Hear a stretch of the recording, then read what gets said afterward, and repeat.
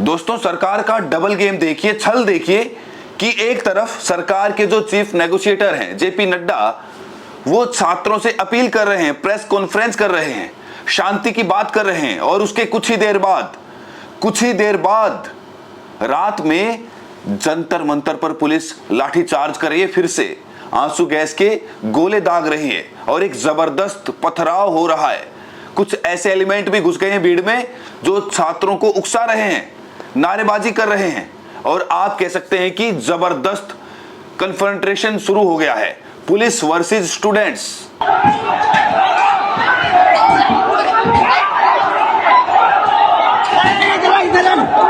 और अभी कुछ ही देर पहले मैंने वहां पर एक मित्र से बात की जो जंतर मंतर पर मौजूद थे। उनका यह कहना है कि कुछ एलिमेंट्स, कुछ असामाजिक तत्व कैनॉट प्लेस साइड से वो इस भीड़ में आते हैं, वहां से पथराव होता है, कुछ बोतल फेंकी जाती है, फिर पुलिस वालों के बीच में छात्रों पर झड़प होती है और उसके बाद अचानक आप कह सकते हैं कि छात्रों को उकसा दिया जाता है और पुलिस लाठीचार्ज कर देती है। और इस पूरे दृश्य में आप देखिए दोनों तरफ से जो है वो पथराव हो रहा है। और ऐसा कहा जा रहा है, कॉकरोच जनता पार्टी की तरफ से कहा जा रहा है कि कुछ बीजेपी के वहां पर गुंडे, हालांकि मैं इस पे कोई आधिकारिक तौर पे नहीं कह सकता हूं, लेकिन ऐसा कहा जा रहा है कि कुछ गुंडे हैं जिन्होंने ये साजिश रची जंतर मंतर के इस आंदोलन को तोड़ने के लिए, फूट डालने के लिए, और उसके बाद अचानक 9 बजे के आसपास ये घटना एकदम से हिंसक हो जाती है। अब सवाल है कि बाहरी लोग कौन थे, जो लफंगे किस्म के लोग इस आंदोलन के अंदर घुसे, या कैनॉट प्लेस की साइड की तरफ से आए या जंतर मंतर की तरफ से आगे बढ़े, पुलिस के साथ मोर्चेबंदी हुई, पुलिस ने फिर लाठीचार्ज की, कौन लोग थे? ऐसा तो नहीं है कि ये वैसे ही लोग थे जो 20 जुलाई को सादे कपड़ों में दिख रहे थे, सादे कपड़ों में थे, हाथ में लाठी थी, सर पर हेलमेट। क्या ये किसी साजिश का हिस्सा तो नहीं? क्या ये कोई खेल तो नहीं है जो एजेंसियां खेल रही हैं कि किसी तरह से फूट डालो, किसी तरह से इस आंदोलन को बदनाम करो? अब कॉकरोच जनता पार्टी की तरफ से कहा गया है कि उनकी तरफ से इस तरह की कोई पहल नहीं हुई।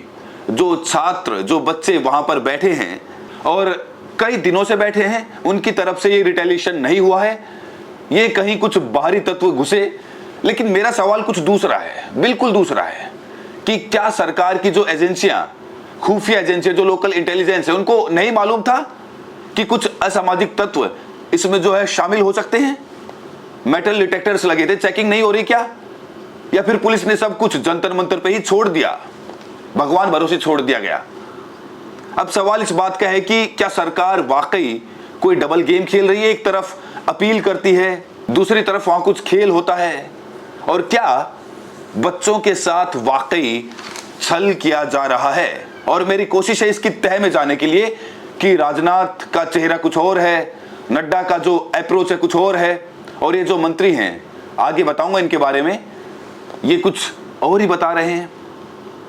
क्या ये वाकई कोई डबल गेम हो रहा है देश के बच्चों के साथ? दोस्तों, आज कुछ बातें दिल से नहीं, दिमाग से समझने की कोशिश करिए, दिमाग लगाकर समझने की कोशिश करिए, दिल से इमोशनल होकर समझने की कोशिश बिल्कुल मत करिएगा, जो मैं इस वीडियो में दिखाने जा रहा हूं। और मैं शुरुआत इस आदमी से कर रहा हूं, इस शख्स से कर रहा हूं, जो पिछले 25 दिनों से भूख हड़ताल पर है, एक अन्न का दाना उसकी जीभ पर नहीं है, शरीर पूरी तरह से टूट गया है। कुछ भी हो सकता है, सोनम वांगचुक। और एक तस्वीर और देखिए इन बच्चों की जिस तरह से 20 जुलाई को पिटाई हुई, हो सकता है कि कुछ लोग भूल गए होंगे, लेकिन आज भी सैकड़ों बच्चे दिल्ली के अलग अलग अस्पताल में भर्ती हैं। और एक और पहलू देखिए, विपक्ष के बड़े बड़े नेता, लीडर ऑफ अपोजिशन से लेकर कई पार्टियों के मुखिया अखिलेश यादव और भी कई नेता घसीट कर जमीन पर पुलिस घसीट रही है, खून बह रहा है, गाड़ी में ठूंसा जा रहा है। और ये तीनों लोग, चाहे सोनम वांगचुक हो, या फिर जंतर मंतर के छात्र हो, या फिर विपक्ष के नेता हो, इन सब की एक मांग है, वन डिमांड, प्राइमरी डिमांड। और प्राइमरी डिमांड क्या है? बच्चों की, देश के बच्चों की, कि ये आदमी तुरंत इस्तीफा दे और जंतर मंतर पर आंदोलन खत्म हो। लेकिन सच्चाई क्या है दोस्तों? ये जो शख्स है, धर्मेंद्र प्रधान, देश का शिक्षा मंत्री, इतना विवादास्पद शिक्षा मंत्री पिछले 75 वर्षों में नहीं हुआ। मैं आज आपको बहुत ईमानदारी के साथ कह रहा हूं, जिम्मेदारी के साथ कह रहा हूं कि इस आदमी को मोदी जी नहीं हटाएंगे। और ये बात मैं यूं ही नहीं कह रहा, फैक्ट्स के साथ कह रहा हूं कि मोदी जी इस आदमी को लगातार इंस्ट्रक्शंस दे रहे हैं कि शिक्षा मंत्रालय में क्या क्या होना है। और ये आदमी शिक्षा मंत्री आने वाले 3 महीनों की प्लानिंग कर रहा है। और सबसे बड़ा तथ्य, आंखें खुल जाएंगी आपकी, आज इस आदमी ने, जिसको इस्तीफा दे देना चाहिए, आज इस आदमी ने देश के अलग अलग प्रांतों से, ज्यादातर बीजेपी के स्टेट से, उनके शिक्षा मंत्रियों के साथ, जिस वक्त मैं ये वीडियो बना रहा हूं वो उस वक्त उनके साथ मीटिंग कर रहा है और महीनों की प्लानिंग कर रहा है कि आगे शिक्षा मंत्रालय में कौन कौन सी स्कीम को एग्जीक्यूट करना है। सुनिए एक बार धर्मेंद्र प्रधान को, आज का वीडियो कुछ देर पहले का। सभी राज्यों की आदरणीय मंत्री समूह मित्रगण, प्रमुख अधिकारी मित्रगण, हमें बताया गया लगभग सभी राज्यों की प्रतिनिधि आज की इस कार्यक्रम में उपस्थित थे, समावेश में उपस्थित थे। अब दोस्तों छोटा सा एक सवाल है आपसे, जिस आदमी से इस्तीफा लेना है वो मंत्रालय जाएगा, वो मीटिंग्स लगातार करेगा, वो फ्यूचर प्लानिंग करेगा, आप उससे 3 महीने की प्लानिंग करवाएंगे। प्रधानमंत्री इसको इंस्ट्रक्शन देगा कि अगस्त में क्या होना है, सितंबर में क्या होना है। क्या जिस आदमी का इस्तीफा लिया जाता है उससे मंत्रालय की स्कीम्स डिस्कस की जाती हैं, प्लानिंग की जाती है उसके साथ बैठकर? धर्मेंद्र प्रधान लगातार प्लानिंग कर रहे हैं। तो बड़ा सवाल यह है कि क्या मोदी सरकार इन बच्चों के साथ जो जंतर मंतर में बरसात में बैठे हैं, बरसात के पानी में बैठे हैं, इनके साथ छल कर रही है, डबल गेम कर रही है, डबल क्रॉस कर रही है?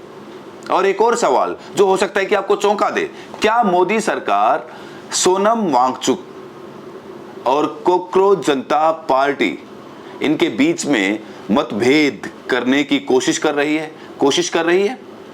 अब दोस्तों पहले बात करते हैं जेपी नड्डा की बात इसलिए क्योंकि वो चीफ नेगोशिएटर हैं, यानी जो सारी बातचीत हो रही है छात्रों के बीच में या फिर सरकार के बीच में, मोदी जी के बीच में, वो नड्डा साहब कर रहे हैं। आप कह सकते हैं कि बड़ा खास आदमी है, लेकिन नड्डा साहब के साथ ये जो एक शख्स है, हो सकता है आप इनको ना जानते हो, इनका नाम डॉक्टर जितेंद्र सिंह है। बड़े खास आदमी हैं ये। दरअसल प्राइम मिनिस्टर ऑफिस, प्रधानमंत्री कार्यालय के मंत्री हैं, राज्य मंत्री हैं। आप यूं कह सकते हैं कि ये डिप्टी हैं, एक तरह से डिप्टी प्राइम मिनिस्टर नहीं, मोदी जी के डिप्टी हैं, असिस्टेंट मिनिस्टर। यानी मोदी जी जो कुछ कराना चाहते हैं, पैगाम भेजना है, किसी से बात करनी है, जैसे कल राहुल गांधी से बात कौन कर रहा था, यही आदमी कर रहा था, डॉक्टर जितेंद्र सिंह। मोदी के आदमी हैं, पीएमओ के, ये भी नड्डा के साथ हैं। और नड्डा साहब कहां गए? नड्डा साहब बच्चों से नहीं मिले। नड्डा साहब ने बच्चों को बुलाया, मुलाकात नहीं की और जवाब नहीं दिया, और अब तो बच्चे भी तैयार नहीं है बातचीत के लिए। तो नड्डा साहब क्या कर रहे हैं? वांगचुक से बात कर रहे हैं। और ऐसा सुनने में आ रहा है कि वांगचुक को कम्युनिकेट किया जा रहा है कि आप आमरण अनशन तोड़ लीजिए, कोई ना कोई शर्त हम आपकी मान लेंगे, धर्मेंद्र प्रधान की बात ना करें।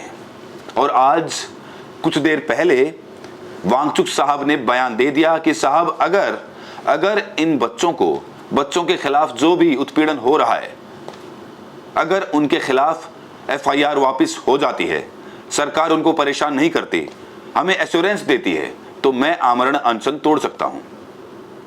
यानी धर्मेंद्र प्रधान की वांगचुक साहब ने बात नहीं की। अब ये एक तरह का प्रेशर, और वैसे भी सरकार में बहुत ज्यादा ताकत होती है। सवाल इस बात का है कि अगर एक डेलीगेशन जा रहा था, अगर नड्डा साहब जा रहे थे और कोकरोच जनता पार्टी के बिहाफ पे सारा कार्यक्रम है, वांगचुक भी उसी कार्यक्रम में आए थे, तो क्या बच्चों के साथ नहीं जाना चाहिए था? क्या अभिजीत दीपके को वहां नहीं होना चाहिए था? नड्डा के साथ नहीं होना चाहिए था? वांगचुक के साथ नहीं होना चाहिए था?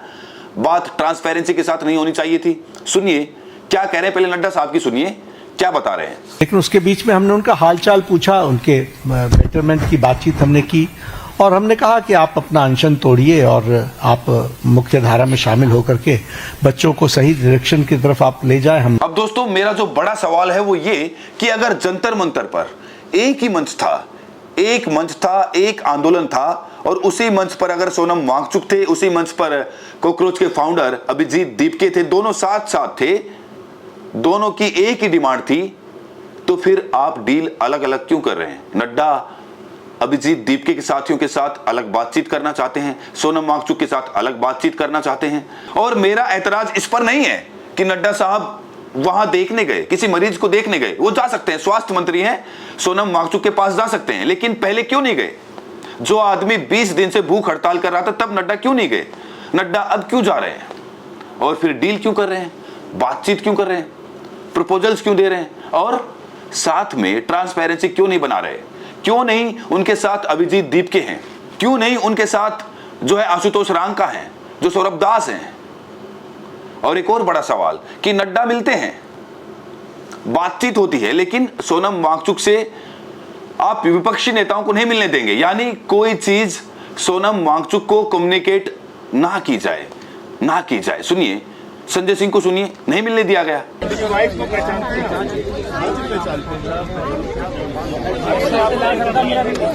अभी बात मैं इसलिए कह रहा हूं क्योंकि किसी भी आंदोलन में, किसी भी मंच पर, किसी भी संगठन के साथ सरकार एक ही साथ बात करती है, दो फेसेज से बात नहीं करती। अगर अन्ना हजारे की हम बात करें, अन्ना आंदोलन की बात करें, अन्ना अनशन पर बैठे हुए थे, साथ में अरविंद केजरीवाल थे, मनीष सिसोदिया थे। ऐसा नहीं था कि अरविंद केजरीवाल से अलग बात कर रही है, अन्ना से अलग बात हो रही है, सबके सामने बात हुई, अनशन टूटा। यही डबल गेम है, और डबल गेम यहीं तक सीमित नहीं है। इन साहब को देखिए, राजनाथ सिंह अपील करते हैं, छात्रों से अपील करते हैं, उनकी तारीफ करते हैं, और अपील वो बाकायदा जारी करते हैं कि नहीं, आप लोग सब अच्छे हैं, सरकार आपसे बात करना चाहती है। विशेषकर हमारे छात्रों और नौजवानों के साथ किसी भी प्रकार का अन्याय न हो। युवाओं की भावनाओं और उनकी चिंताओं के प्रति हम पूरी तरह से संवेदनशील हैं। तो दोस्तों, राजनाथ सिंह छात्रों से अपील कर रहे हैं, विनम्रता दिखा रहे हैं, एक उदार चेहरा बन के आए हैं सामने स्क्रीन के ऊपर मोदी सरकार के। और दूसरी तरफ इसी मोदी सरकार के, इसी बीजेपी के बिग बॉस, आईटी के बिग बॉस, सोशल मीडिया के बिग बॉस अमित मालविया कह रहे हैं कि साहब ये जो 20 जुलाई को खेल हुआ उसके पीछे तो छात्री थे, छात्री पिटाई कर रहे थे, छात्री ऐसा कुछ कर रहे थे। देखिए उनकी ट्वीट देखिए आप। तो एक तरफ राजनाथ सिंह अपील कर रहे हैं छात्रों से, दूसरी तरफ बीजेपी के आईटी सेल के जो अध्यक्ष हैं, बॉस हैं, वो कह रहे हैं कि इसमें तो सारा खेल ही खेल हो रहा था। वो बदनाम कर रहे हैं आंदोलन को, और बदनामी इस तरह से। एक और देखिए, बीजेपी के फेस आज की तारीख में प्रदीप भंडारी प्रवक्ता हैं, ये कहते हैं, इनकी ट्वीट देखिए, we are beating police people, we have started what we did in Nepal, anarchist are happily recording videos on violence. कि साहब वायलेंस कर रहे हैं जो छात्र हैं, 20 जुलाई को वायलेंस वो कर रहे थे, पुलिस कुछ नहीं कर रही थी, पुलिस ने कुछ भी नहीं किया, ना लाठी चलाई, ना आंसू गैस छोड़े, सब कुछ छात्र कर रहे थे। और छात्र कह रहे थे कि भाई जो नेपाल में हमने किया वो यहां करेंगे। तो एक तरफ राजनाथ सिंह एक चेहरा और बीजेपी का ही दूसरा चेहरा, आप देख सकते हैं, डबल गेम देख सकते हैं। एक और मिसाल देखिए, एक तरफ cabinet minister Rajnath Singh, cabinet minister JP Nadda, ये छात्रों के प्रति नरम दिख रहे हैं, और दूसरी तरफ एक और कैबिनेट मिनिस्टर किरण रिजिजू। अब रिजिजू साहब का आप सोच देखिए, जंतर मंतर पे जो छात्र बैठे हुए हैं, अभिजीत दीप के जो कॉकरोच पार्टी के फाउंडर हैं, या फिर आशुतोष रांका हैं, उनके मुख्य प्रवक्ता हैं, या फिर सौरभ दास हैं, उनके नेता, ये जो लीडर्स हैं कॉकरोच पार्टी के, इनके बारे में किरण रिजिजू साहब की क्या सोच है। और मैं अपनी तरफ से कुछ नहीं कहूंगा, किरण रिजिजू साहब की आप ट्वीट पढ़िए, और ये ट्वीट है 23/5/26 की। किरण रिजिजू उनके ऑफिशियल हैंडल से, जिस वक्त ये आंदोलन चरम पर आ रहा था, शबाब पर चढ़ रहा था, रिजिजू साहब कहते हैं कि I pity those who seek their followers in social media from Pakistan and George Soros gang. यानी ये जो लोग हैं जिनके फॉलोअर्स पाकिस्तान के हैं, देशद्रोही हैं। मतलब एक तरफ उन्होंने नाम नहीं लिया कॉकरोच जनता पार्टी का, लेकिन इशारा कर रहे हैं कि कॉकरोच जनता पार्टी के जो सोशल मीडिया के फॉलोअर्स हैं, इसमें ज्यादातर पाकिस्तानी हैं। कौन कह रहा है, कौन लिख रहा है? मोदी जी के सबसे खास मंत्री, पार्लियामेंट्री अफेयर्स मिनिस्टर, जो संसद में बीजेपी की सारी फील्डिंग सजाते हैं, किरण रिजिजू बोल रहे हैं।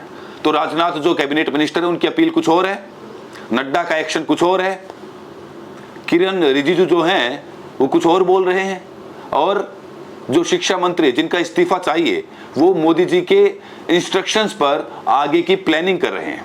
प्लानिंग कर रहे हैं। और इसीलिए मैंने आपसे कहा था कि जो आदमी मंत्रालय के आगे की प्लानिंग कर रहा है अपने सेक्रेटरी के साथ, बाकी शिक्षा मंत्री जो प्रदेश उनके साथ बैठकर, अपने स्टाफ के साथ बैठकर जो प्लानिंग कर रहा है, क्या उसको आप हटाएंगे? क्या मोदी जी जिसको हटाने जा रहे हैं उससे आगे की प्लानिंग कराएंगे? यह है डबल स्टैंडर्ड, जिसको कहीं ना कहीं छात्र पूरी तरह से समझ नहीं पा रहे। लेकिन एक चीज मैं जरूर कहना चाहूंगा कि छात्रों का इस वक्त मनोबल बढ़ा हुआ है। जंतर मंतर पर भीड़ लगातार दोस्तों बढ़ती चली जा रही है। और जो हाल जंतर मंतर पर है, देश में इस वक्त 200 जंतर मंतर बन चुके हैं, मुंबई से लेकर हैदराबाद। और मुंबई के जो दृश्य हैं अद्भुत हैं। अब दोस्तों, एक पत्रकार के तौर पर मैं ना कोई सजेशन दे सकता हूं नरेंद्र मोदी जी को, और ना ही मैं कोई किसी तरह के सुझाव सामने रख सकता हूं। लेकिन एक बात मैं जरूर कहना चाहूंगा कि मुझे दिखता है कि अगर नरेंद्र मोदी अभी भी अंडर एस्टिमेट कर रहे हैं उस यूथ एजिटेशन को, इस युवा आंदोलन को, देश के जैन जी को जो एक होता चला जा रहा है, अगर वो अंडर एस्टिमेट करें, कम करके आंक रहे हैं और धर्मेंद्र प्रधान को बचाना चाहते हैं, तो आने वाले दिन उनके लिए मुसीबत भरे हैं। कहीं ना कहीं मोदी जी को स्टेप लेना पड़ेगा, कदम लेना पड़ेगा। समय उनके पास बहुत कम है। अगले प्रोटेस्ट की तैयारी चल रही है और अगला प्रोटेस्ट पहले प्रोटेस्ट से कहीं ज्यादा बड़ा हो सकता है। तो मोदी जी के पास समय कम है और अगर वो धर्मेंद्र प्रधान को कुर्बान नहीं करते हैं तो अगली कुर्बानी फिर किसकी होगी, ये मैं आप पे छोड़ता हूं। मैं चाहूंगा कि इसका आप जवाब जरूर इनबॉक्स में दीजिएगा। और एक और आपसे गुजारिश है कि अगर आप अभी तक चैनल को सब्सक्राइब नहीं किए हैं तो प्लीज सब्सक्राइब करिए। ये जो आवाज आप तक पहुंच रही है, ये आपके हौसला अफजाई से पहुंच रही है, आपकी वजह से आपकी आवाज है। इस चैनल को सब्सक्राइब करिए और कोशिश करिएगा कि जिस तरह की खबरें आप देखना चाहते हैं उसका आइडिया कमेंट बॉक्स में जरूर लिखिएगा। तो ये आज का वीडियो था। फिर इसी इश्यू पर एक और वीडियो के साथ जल्द मिलते हैं। तब तक के लिए नमस्कार, बहुत बहुत शुक्रिया।